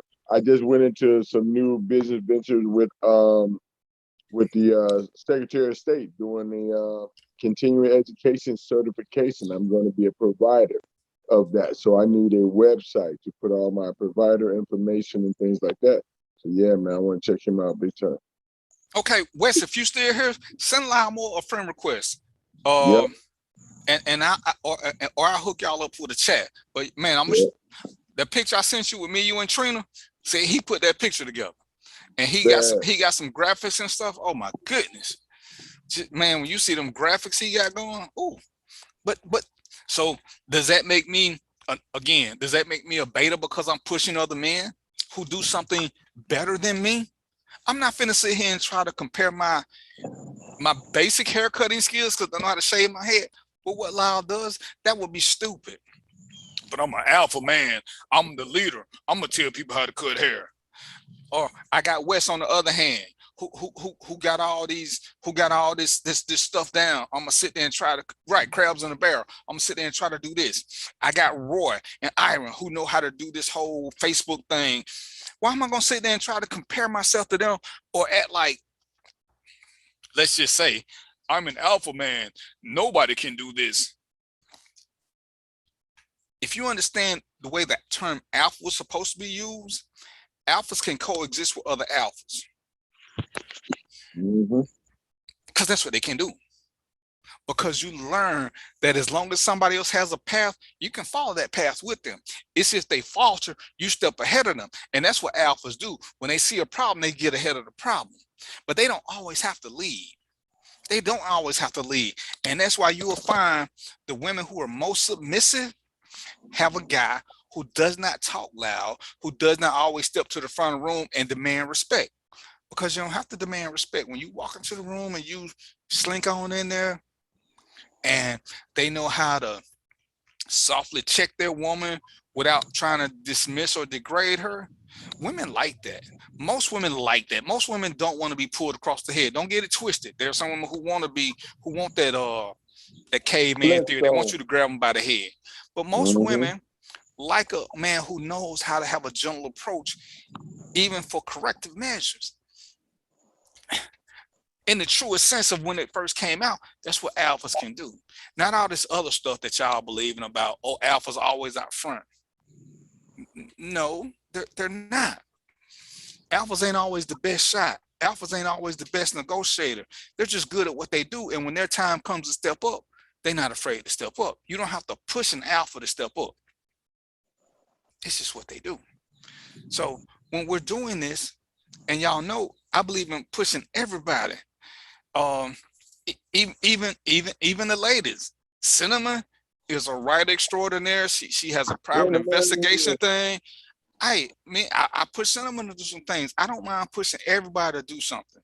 Cinnamon helps me manage one of my other pages, Random Thoughts After Dark. It's a little risque. Say it, damn it. Risque. It's past PG-13. So if y'all want to be a part of the After Dark conversation, just look it up, submit a request. But Cinnamon's in there doing her thing. She posts her poetry. You're gonna need a cigarette and an adult beverage and a drink. You know, and if you got another person, I don't call what y'all call them, significant other, person of interest, whatever it is. Person of interest. Read some of her poetry while you're with them. Yeah. And before you do it though, let me just go on and throw this disclaimer in there. Go on and go to the drugstore and get you some protective gear, because I don't want no babies coming up. You know what I'm saying? I don't want no babies named Random Thoughts. I don't want no babies named Random Thoughts. You call Cinnamon CB? Yeah. SCB. Sexual cinnamon brown, or sex cinnamon brown. Cause boy, whatever she put on the page be hot, boy. Well, we just gonna call her XCB because she X-rated. Yeah, she X-rated. Gotcha. But that's the thing, you know, is I don't mind pushing anybody. When Trina started making the glasses, I put Trina to the forefront. Anytime somebody has a product, I'm willing to put them to the forefront. Amina's on here. Amina reached out and asked me to help her with something. Bam. I don't understand why we don't like pushing other people, especially people that we know, versus name brand stuff. Like I said, a 19-year-old girl did this for me. She ain't related to me. She put out a good product. I know football season is coming up. Trina's still doing the glasses. But some people like tumblers. You know, I still got the first glass she did for me. She way beyond this now, but she's still doing the glasses. Don't get it twisted. That's tight. I like that. For go to sleep. How you doing, bro? Right, you still waiting. Yeah, talking about she messed up and put the papers on. Fraud, you like 28 to 3, Fraud. That's all I'm gonna say to you, bro. Until you can overcome that, then ain't nothing else to talk about. Ain't nothing else to talk about. Farad, hey, that's my nephew, but he does the photography. They doing things they were doing things. You know, COVID got things shut down, but they were doing things for seniors. They got all kind of little programs they got set up. You know, it's so many ways we can help each other out. It's so many ways, and this whole alpha theory by you fake alphas, let it go. Women, if a guy come up telling you he an alpha, go on and run. Go on and run now. Just run. Take off your high heels, take off your red bottoms, put your kicks on and get the hell on. Because he not gonna want you to follow his good lead. He gonna want you to follow his word. Rick ain't Rick, how you get on the page? I thought I blocked you. What's going on, bro? You know, I need to block Rick. Rick and T, they one of the coolest couples I ever met. But Rick ain't shit. I'm gonna have to block him because he beside himself. But good, his wife is good people. Rick ass, whatever. But you know, we got to get past this. You know, and I'm gonna use Rick since he's here now. But I met Rick at Rick's house. Rick was a cool dude. Ain't never met me. You know, just laid back. He ain't sitting there running shit and telling folk what they gotta do in his house. Just a chill dude. Just a chill dude. He did the same thing I did. He asked his wife a couple of questions, you know. So I guess Rick is a beta and a simp too, because he want the good life. He want the good life. He ain't sitting around telling his wife what she gotta do or what she can't do. He wanted something. He asked her.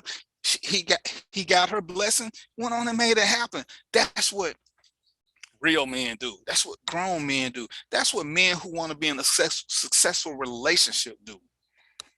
That's what they do. See, but you ain't got to keep telling people who you are and what you do. When he introduced himself, he said, hey, my name is Rick. He didn't say this is my house. He didn't say how big the house was. He didn't say how much the house was worth. He ain't go out there and throw all that stuff out and sit there. Got a nice house too. But he didn't sit there and do all this chest beating stuff to prove that, you know, hell, his house bigger than mine. Hell, I think he said his house got 7 bedrooms. Well, 6 if you take off the one me and Trina gonna take over. But he didn't sit there and beat his chest and do all that. There's no need for all of that. There's no need for it. We can make this shit work together. So ladies, when you get a man who's doing that, run. Oh yeah, I'm sorry. Rick been married for 29 years. 29. I think my oldest pair of underwear is like 8 years, maybe 9. This brother, my oldest pair of socks is probably 12. I ain't got nothing that's 29. Except, you know, damn. 29 straight years. And she still put up with him. She still put up with him. I don't know how she do it. Lau, you good over there? I'm gonna get you a new internet connection. You been married 29 years too, Ira? No, I said I don't have nothing 29 years old. Oh, Ira, hell, you ain't but 39. You should still have some shit. One would think so, but I got 2 teenagers. I ain't got shit. You get 2 where you get 2 teenagers from? Sears? Well, I wish. Well. Damn. Aaron got 2 teenagers. He just, man, I got to learn more about Aaron. He over there. See, Aaron is another great example. Aaron is working with Roy because you know my thing is each one teach 2. You ought to be able to pass something on to help somebody be a little bit better at something they want to do. Mm-hmm. Aaron jumped in. You think me and him have been friends forever? The way he jumped on the show and just boom, like we had been knowing each other forever, never. And I appreciate that.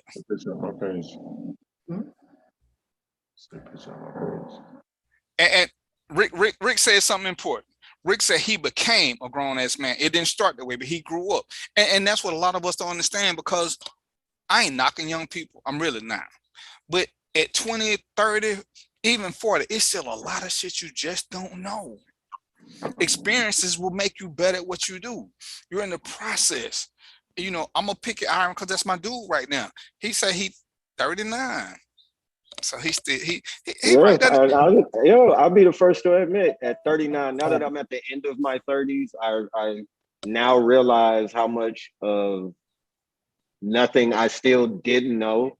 Even though I thought that in my 20s I ain't know shit. But now, like, even in my 30s, like by the time I got to like 37, 38, it's like, oh my God, I still don't know shit. Right. It's like, damn, all this time I thought I was smart and I'm still just a little dumbass dude. And it hit you like a ton of bricks. So I say, man, you know, when I got to be 40, I realized how much I was good at my profession, but as a grown ass man, I wasn't there. I'm still in the process of learning. I got 2 divorces. I'm still learning how to deal with women. I'm learning a lot of shit because I had that crazy mentality. Oh, I got a job, I got bills, you know, that young boy mentality. I'm grown because of this. No, you just old enough to get in trouble. You ain't grown until you start accepting responsibility, not just for good, but for bad shit.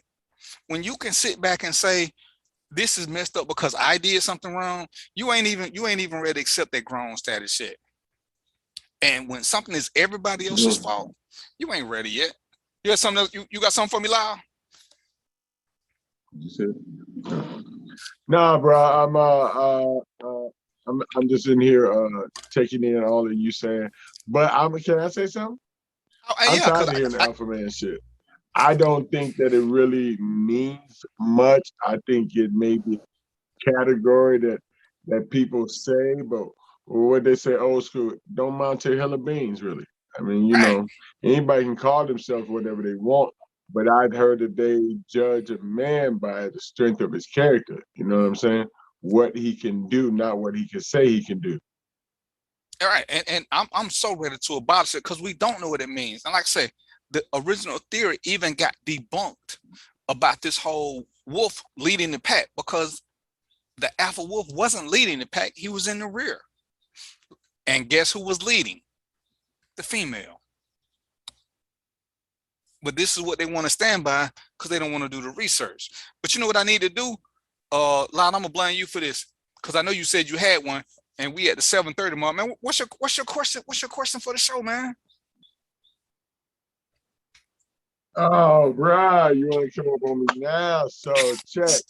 I thought since we was off, I said I was gonna let you run it. You had 1,000,001 things, but you know, I'm always you got me off balance. I have one, but you got me off balance. I can't bring it back right now. Give me 2 seconds. It'll be up and it's gonna ride us out. You know it's about relationships, right? It's all about relationships. Bring it. No. The kids. Here's a kid here. What are your theories on, and does a kid become grown, or do you think a kid is grown because they turn 18? That's my question. We got a whole lot of parents, some that kicked out kids out, some that left home and I left home at 15, 16. They know damn well it was hard. But if you feel your child to be successful or whatever like that, you want your child to be successful, do you kick them out at 18? Do you consider them grown? Or do you try to help them or at least, you know, because I would say the college would be 4 years. Everybody don't got to go to college, but that's at least to 22. So do you at least try to help your kid to 21 or so like that? Or if they're trying to go to school, you know, most parents help you more when you're trying to go to school, when you're trying to do something. So that's my question. You consider a kid grown at 18 or just because they're 18? No, and I'm gonna stick with being grown, even though we use the term loose, and being old enough for 2 separate things. But to answer your question, you know, when Trina didn't understand when I first said it, I used to have an 18-30 rule. Once you turn 18, you got 30 days to get out. But a lot of that was based on my skills as a parent. If I've taught my kid all the things they need to know to survive and get it, I need for them to be making a progression. I don't want them to just stay in the house and just ride it out. And we make concessions. If you're going to school, you can stay at the house as long as you're going to school. If you're doing this, because I ain't gonna put you out and send you out to the wolves if I don't think I've done a good enough job of training you to survive. So for me, the 18-30 rule had more to do with what I was doing, because I'm teaching my kids about money. I'm teaching them about finances as well as money. I'm teaching them about how the job market works. Don't just get a job you like. Get a job that's going to take care of you. You know, my favorite phrase is do what you have to so that you can do what you want to. Do you take a job that pays you more money, or do you take a job that has better medical benefits? These are things that, you know, we having a conversation about. You know, kids who left home at 15 or 16, I ain't knocking them, but why did you leave home? You know, that was something else that was going on. Badass. But couldn't get along. or can't get along with your parents, how you gonna get along with a boss? But sometimes they had shitty parents, so that's a whole different Well, animal. They always on the kid. Yeah. So, and you know, you got to weigh all of that. At 18, do I consider you grown? Yeah, legally you are. But legally. Yeah, but for the purposes of parenting, it depends. Yeah. My son, when he turned 17, he got a scholarship to go to Auburn. At that point, my job as his landlord is done. So yeah, go to college, get all this stuff, and then when you graduate, we can talk about what's going to be next. But if you do what you're supposed to, you got a scholarship in engineering. When you graduate, you should have a job. So there's no need for you to come back to the nest. And you know, we all know that things happen. But what I don't want to happen is to be a constant crutch. You know, and I always tell the story. Yeah, at 40, whatever I was, I went back and stayed with my mom. That was a mutual arrangement. It wasn't because I needed to. It was just financially, it just made more sense. Because I still wouldn't be cramping her style because I won't be there every day. Now, had I had a regular job, I would have never went and lived with my mom because it wouldn't have made no sense. To me, it would have been just me being lazy. So if my kids wanted to come back home, my daughter who just joined the Army, should she be able to move back in? No. Go to the Army, get you a skill, and be progressing toward that skill. I'm gonna do her just like I did my son who just got out the Navy. When you realize you don't want to do it no more, you need to start looking for a job 12 months before you get out, so that you can make that transition. I'm gonna help you with that. But I don't want you coming back home. If you need a little money because you didn't pick up everything in your 20s, I don't mind helping with a little money. But I don't want to support you like I did when you were a teenager, because then that means I failed as a parent and you failed to pay attention to what I was trying to teach you if I was doing what I was supposed to do. And that's why, you know, when I do the money stuff and I talk about it's important that we teach kids about money and finances. They're two separate things, because you got to get them. My daughter started paying her own phone bill. That's something you need to do so you get used to bill paying. And I tell people, yeah, if your kid's gonna come back, you should charge them rent. And I ain't gonna veer from that theory. You should charge them rent so they get used to paying the rent. Now, what you should also do as well is, let's just say my daughter wanted to come back and live with me. I'm gonna charge her $300 a month rent. But I'm gonna put that in an account so when she get her first place, I'm gonna give her all that money back because I don't need her money. But I need her to get in the process, the mindset of paying rent and knowing that that's a way of life. You know, you still got to do these things. You can't just come here and sit back and just reap benefits and you ain't doing nothing.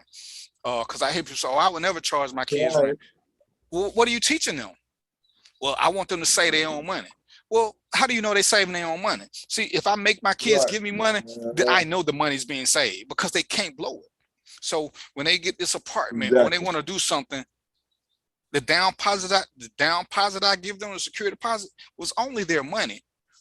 Now, here's a caveat. You cannot tell them this is what you're doing. They don't need to know all of that. Nope. You know, I can't. It's a surprise later. Right. It's crazy, man. I went home to live with my parents and they charged me rent. Why is that crazy? You're an adult. You're a legal adult now. So if you're working, but if you don't like this $300, go out there and get your real apartment and tell me what you're gonna get for $300. Because now you got to do what we talked about at the beginning. You're gonna need you 2 or 3 roommates to afford something. So I need you to get into that habit. And Rick say they raise rent every year on their kids because you want them to get used to paying bills. Because paying bills, what's the one something that most of us didn't know nothing about when we were young kids? We moved out. We didn't understand bill paying because, you know, we didn't have cell phones or nothing like that we could have, other than a car maybe, and most of us couldn't afford a car. But we never got into the whole bill paying thing. When it hit us like a ton of bricks. Nobody explained, you know, we all didn't know who FICA was when we got that first check because, you know, like Lyle, minimum wage is $3.35. So when you work 20 hours, you like 20 hours. So my check ought to be at least $60-something, whatever. And then it's $40 because of FICA. Ain't nobody never told you these taxes come out your check. So you don't understand none of this. And this is one of the things that when we're teaching kids as parents, it's our responsibility to teach them. You know, why are you making your kids work? Because I need them to start looking at their check to see what's going to come out of it so they can start budgeting. because we budgeted in whole numbers because we didn't know nothing about FICA. We didn't know nothing about Social Security. We didn't know nothing about all this shit they take out on your own taxes. And all the things that we thought we was going to do, go out and buy a fresh pair of them J's. Oh man, I'm working to get these J's. And you realize this check ain't going to get them J's because they taxed you. You like, shit, what is this? What is this? Because you didn't know nothing about it. So as a parent, that's our job.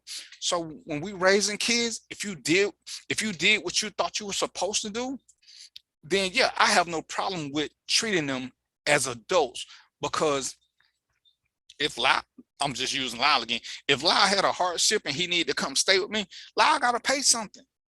Because other than that, well, what if he ain't got no job? That ain't the way life works. You got to always be prepared for stuff. And I would say that to everybody, other than my mother. If something happened to my mom and she needed to come stay, she get a pass because she took care of me. If something happened to Trina's mom and she needed to come stay with us, she get a pass. She raised Trina for 15, 16, 20 years. So she get a pass. That's just, what is it? It's not common. What is, that's when you just giving back. But yeah, the kids, you help them, but what they say, you can give them a fish and feed them for a day, or you can teach them to fish and feed them for life. So I'm gonna give you a fish that we call fishing, because I want you to understand how this works. Come work for me. I'm gonna pay you a little bit based on what you do. We did the allowance thing. She didn't understand why she stopped getting allowance. You stop doing chores. You don't get allowance for cleaning up your room. That's your room. You get an allowance when you help your mother out. You get an allowance when you help me out with stuff that's above and beyond. But you're not getting an allowance because you keep your room clean. I got to do this to get an allowance. Yeah, that's how the workforce is. When you go to work, if you don't do your job, you don't get paid. So yeah, I mean that's my thought on it. Aaron said he got teenagers. Aaron, what's your thought process? I mean, the way that I look at it from a similar perspective. I told my oldest daughter, she'll be 16 in 2 weeks. You got to start paying a phone bill. I want her to learn how to spend money, how to pay bills, and how to manage money the right way, because she want to get a job. But I'm like, no, you can get a job, but you're going to get a job to put money away. You're not getting a job just so you can go do everything. And I also told her as well, like she lives with her mom. So it's like, well, who buys your pads? Who buys your soap? Who buys your shampoo? Who buys, nail polish, all this other stuff? So, take 20, 30 bucks out of every check, at least once or twice a month, go buy some of your own stuff. Right. Go buy your own toothbrush. Go buy you a shirt. Go buy, sanitary items, soap, things of that nature, because I want to, like you said, teaching how to fish instead of just, okay, she got a job and she getting money and she just stacking money, but she don't know how to spend none of it at any point. So, I do that with her. I do that with my son. I got some credit things that I'm about to try to, get them acclimated with, making them an authorized user on credit card and things of that nature, so it can kind of, help their credit. And I just try to think ahead and be very business minded on teaching them how to survive going forward. As far as being like 18, I don't really want to put them out or want them out there on their own at 18, because I don't think that they're ready. But at the same time, I'm a dad, so I'm probably never going to really think that they're ready. Right. And at some point, being a parent, you have to realize you also have to be their business manager. You have to let the parent role go, because you can be holding them back with your own thought process. And you gotta sometimes that push out is what they need. What do they say about the birds? At a certain age, the mama bird just pushed the other bird out the nest. You either learn to fly or you get ate. And and that's a concept most of us have a tough time dealing with, because hell, I had it too. But who are you hurting by not letting them or sometimes forcing them to spread their wings? Right. Like my oldest, I've been teaching her how to drive, and we working on that. Moms won't let her drive her car, so I'm like, all right, cool, you can drive mine. But before we got started, first thing I did was I put the car in park, got out, told her to get out. We start going around the car. Hey, this is what you do here. This is what you do there. And I told her, hey, on your 16th birthday, I'm going to take you out to the country. I'm I'm gonna drop you off. I'm gonna take that tire off, and you gonna put the spare on, and you gonna drive back and meet me at the crib. Because I don't want you not knowing how to take care of yourself. Well, you got to depend on somebody else's son, or somebody else's son then thinking he about to okie doke you and pull you over acting with the busted tire routine. Oh, you can jump right out. Oh, it's cool. My dad taught me how to do this. Boom, we good. But again, teaching how to fish, like you said. And that's what we got to do more of, especially in this 21st century as parents. Our parents meant well, but they didn't know as much. They didn't have access to as much information as we got now. So we got to do it way better. There's no reason that between the internet that they can't find stuff out. And that's one of my things. And Aaron said, you got a boy and a girl, is that right? Yeah, a boy and a girl. Well, I have the youngest daughter, but I have two teenagers too. And that's why I hate when people say that, men need to be this. Good parenting is good parenting. Good kids are good kids. There's no sex to that. A man can teach his daughter lots of things. Anything he can't physically teach, whatever it is, there's YouTube for it. That all these little crazy excuses that we come up with, because what do you do if there's only one parent? Does he have to go get married to teach her how to be a girl? No, teaching her to be a good person will help her be a good woman. Now, are there some things that he can't explain to her? Absolutely. But guess what? There's some things he can't explain to his son. He can tell his son what it was like to get hit, but he can't tell his son what it's going to feel like for him, because all of us have different experiences. And as to stick with Lyle's question, when we got kids, we have to judge our kids individually, because we know they're all not created the same. Some kids are better at being go-getters. Some kids they do need a little bit more coddling. And there's a fine line, because there is just no one standard answer that says once they turn a certain age, this is automatically what's going to happen. We got to judge them individually. Go ahead. I think your mic is off, Lyle. Your mic. Yeah. I got it. I wasn't really saying that, but I was saying, yeah, at that point, there is a cutoff point. I like what Aaron said. You never want to, let them go or kick them out, because here's my big point: the age 18, 19, 20. When you kick your kid out the house, where you kicking them to? The same streets that we trying to keep them off of. Right. You feel me? So and that's why you got to have a plan. Say, "Oh, you grown," and they, that's why. Yeah, and that's why raising kids really ain't easy though. You get that one crazy kid, and you say, "Well, I done had as much as I can take off of them. They got to go. Where they going?"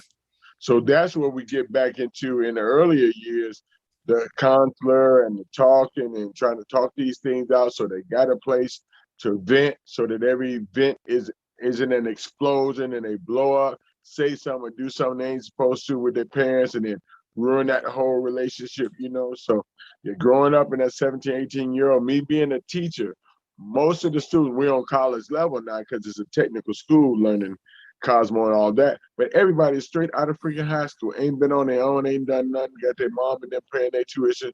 All they know how to do is damn curse and go to the bathroom. Yeah, and these days with for real, it's just a different generation now, and you can't raise these kids like we were raised when we were coming up, because it's not the same world. They're much more sensitive than most of us ever were. So you got to take a different approach. And I always tell people all the time, like, you can't raise your kid like your parent raised you. Right. True. And it's for a lot of different reasons. One, hell, most of them know they smarter than we were at that age.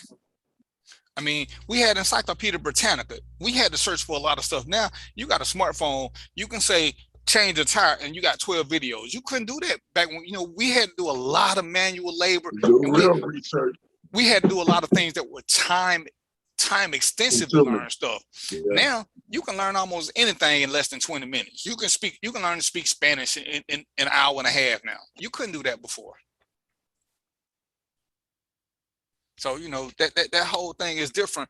And again, like Rick said, Different kids respond to different stimuli. Some kids don't want to fail, and they just don't want to fail. Other kids, you can't challenge them. They don't care. Well, but it ain't don't care. It's just some don't respond well to challenge. Some you have to constantly give pats on the back. It's kind of like having an employee. All employees are not the same. To be a good manager, you got to recognize the different employees. The kids are the same way. You know, sometimes the girl is the overachiever and she needs very little, and the boys need a little bit more. And you got to sit there. You can't just say, "Oh, he's a boy. He should be this. He should be that," based on what? You got to sit there and watch him and learn him. And does he need an attaboy? You know, does he need to be challenged? Does he need to be told, you know, you're doing a good job all the time? You know, we have to learn this. And we also have to learn that during this process, we still got to get them ready for the real world. Because sometimes you're going to get a boss who ain't a great boss. And you can't just quit. And we have to teach them how to survive in the real world. Life skills. Yeah. You know, you got to take them places where, hey, you know, everybody ain't going to care as much as I care. Everybody ain't going to do what I do. Rick said his kids didn't know how to use the yellow pages. And I'm gonna tell you a crazy story before we go. I was with my brother one day, and we were in an old car, and his son was hot, and he told him to roll the window down, and it's a window with the crank. His son didn't know how to roll the window down because he was used to the little buttons. Exactly. He couldn't figure out what that thing was for. He's like, how do you roll these windows down? Because he's looking on the door handle but he ain't never seen that before. That's funny. But all of us, you know, we know the difference between all of them, but we've had that experience. And sometimes we got to realize some things that we took for granted, they still out there. You can still find them. Hell, they still got pickup trucks with cranks in them. I found one the other day I was thinking about buying. But, you know, these are little life skills. Aaron said, you know, he teaching his daughter how to change the tire. You know, I suck at that one, but I make sure I got good insurance because she's gonna get a good insurance with a AAA plan. But that's one of them things that I really wish I would have been better at, is teaching her how to do manual labor. It was one of my it's probably still one of my downfalls.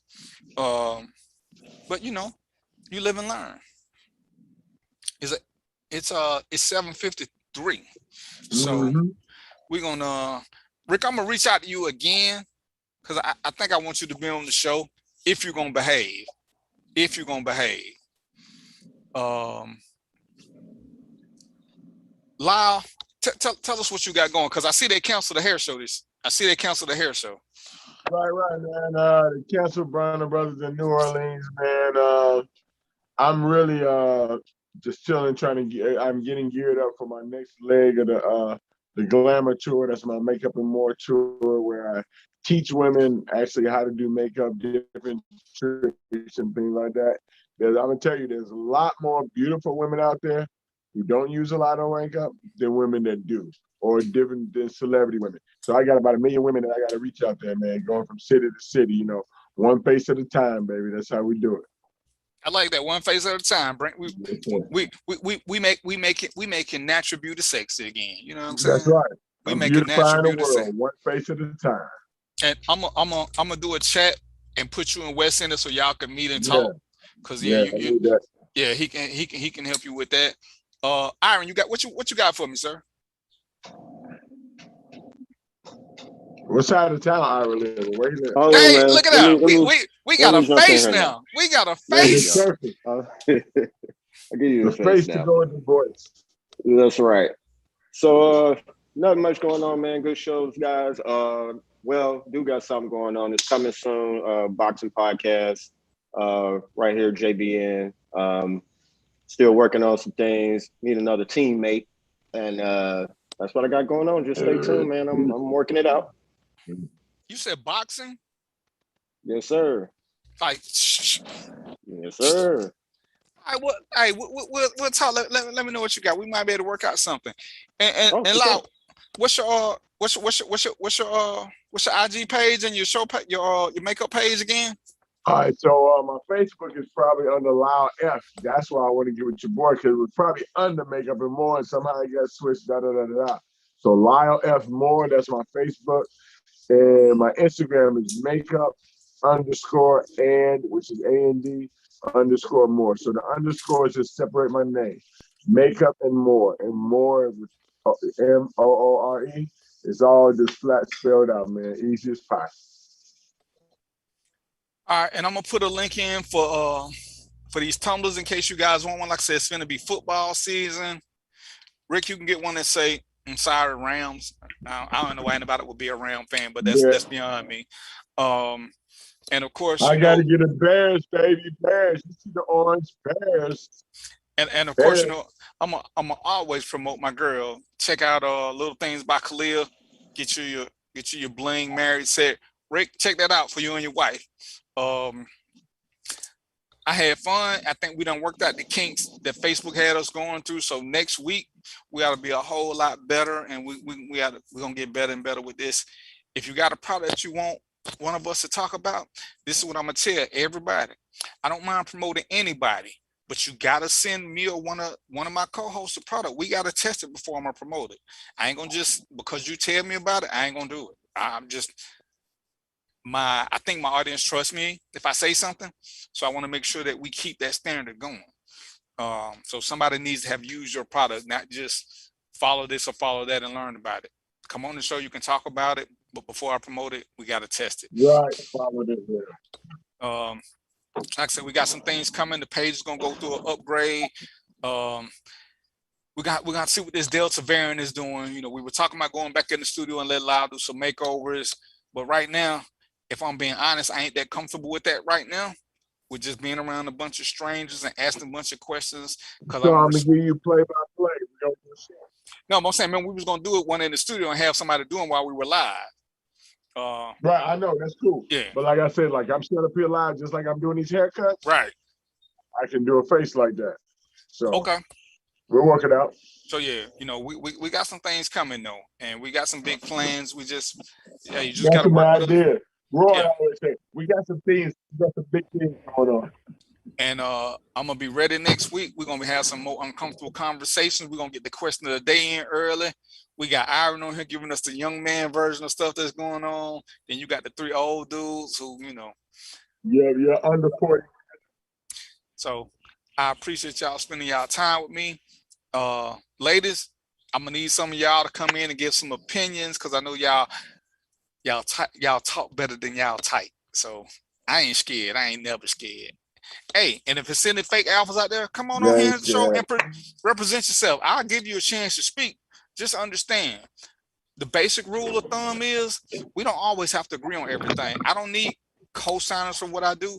I just need people who can put up intelligent arguments, because there are times you might be able to change my mind. And again, I use my man Lyle as a prime example. We don't always agree on a lot of stuff. You know, I appreciate Lyle for his differences and what he brings to the show, because he can say things that I don't speak on, and he can give a different perspective. And I don't have a problem with him leading. Like I say, his question of the day just took over. It's what it was last month. It just took over. I had 3 topics to discuss. I ain't get to name one of them because Lyle just popping up with that question, and I was like, damn, let me just sit back, because I'm okay with that. So everybody start responding, man. Hey, right. That's how we do it. Y'all run the show. We just here to moderate. So I appreciate your time and energy. We're gonna do this again in 6 days and 22 hours and some change. But until then, y'all know what it is. Peace, popcorn, and chicken grease. And we out. It's a 976. We out.